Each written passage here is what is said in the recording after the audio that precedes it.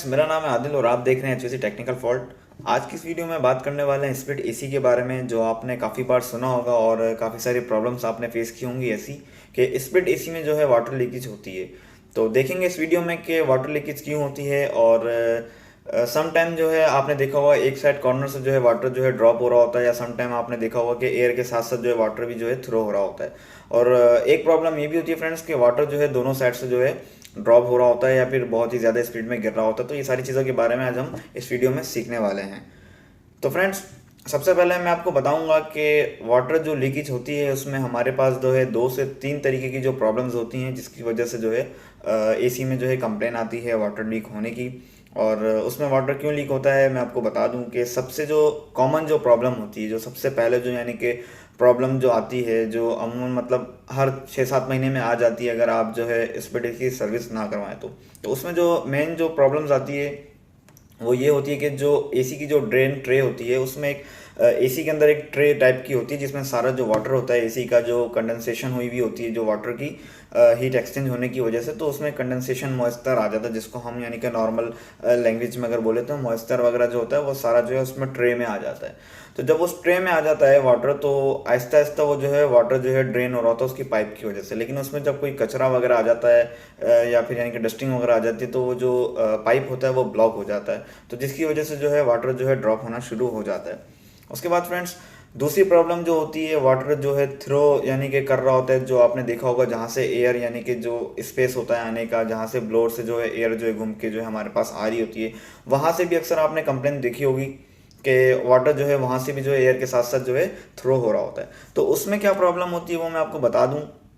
कि जब भी आपका यूनिट अगर यानी कि उसमें फ़िल्टर गंदे हों और उसकी सर्विस नहीं कराई हुई हो आपने, तो वो एयर को जो है ठीक तरीके से सर्कुलेट नहीं कर पा रहा होता फ्रेंड्स। रूम की यानी कि जो एयर है उसकी इनलेट और आउटलेट सही से नहीं हो रही होती है, तो जिसकी वजह से वो फ़िल्टर जो है यानी कि चौक हुए हुए होते हैं। तो वो जो कॉइल होती है, तो वो ब्लोअर जब हमारा घूम रहा होता है तो वो कॉइल की जो है वाटर को भी साथ लेकर जो थ्रो कर रहा होता है। तो ये भी देखेंगे कि इसको किस तरीके से यानी कि हमें जो है क्लीन करना है और क्या करना है, और इन सारी चीज़ों को देखेंगे कि उसको हमें यानी कि किस तरीके से सॉल्व कर सकते हैं। उसके बाद फ्रेंड्स, एक और चीज़ आपने देखी होगी कि बहुत सी यानी कि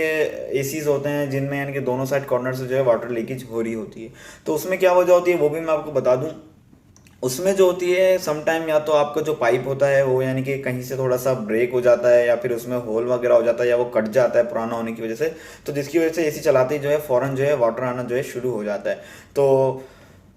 इसके लिए जो है हमें जो है वाटर का जो पाइप है वो चेंज करना पड़ेगा। तो आपने इजीली जो है एसी को जो है उतारना है, और उतारने के बाद जो है आपने देखना है उसका जो पाइप का जो कनेक्शन है, सम टाइम लेफ्ट में होता है सम टाइम राइट में होता है, तो आपने देखना है उसको। और उसको पाइप को जो है सेम टाइम यानी कि जहाँ से जो वो कटा हुआ हो तो उसको वहाँ से रिमूव करके कट करके उसके हिसाब से उसको वहाँ पे ज्वाइन करना है। उसके बाद जो है आपकी ये प्रॉब्लम सॉल्व हो जाएगी। उसके बाद फ्रेंड्स, एक और जो प्रॉब्लम मैंने आपको बताई थी, जो ड्रेन चौक हो जाती है, तो उसको हम किस तरीके से यानी कि जो है ठीक कर सकते हैं। तो आपको उसके लिए जो है फ्रेंड्स कवर को जो है उतारना पड़ेगा, और जब आप उसको कवर को जब रिमूव कर देंगे तो वहाँ पे आपको एक देखने को ड्रेन ट्रे मिलेगी। तो ड्रेन ट्रे जो मिलेगी उसमें एक साइड कॉर्नर पे जो है फ्रेंड्स आपको होल भी मिलेगा, जिसमें जो है वाटर ड्रेन होने का जो पाइप ज्वाइंट होता है। तो आपने वहाँ पे जो है कोई भी यानी कि जो है वैक्यूम वगैरह जो है लेना है, उसमें जो है वहाँ पे रख के उसको वैक्यूम कर देना है, या तो आप जो है उसको जो है किसी यानी कि स्टिक वगैरह की मदद से भी उसको जो है आप क्लीन कर सकते हो। और यानी कि आप यानी कि उसमें वाटर का प्रेशर भी हल्का फुल्का सा मार के जो है उसको क्लीन कर सकते हो फ्रेंड्स। उसके बाद फ्रेंड्स, एक और चीज़ है जो मैंने आपको बताया था कि जो एयर के साथ साथ जो वाटर जो थ्रो होती है, तो उसमें यानी कि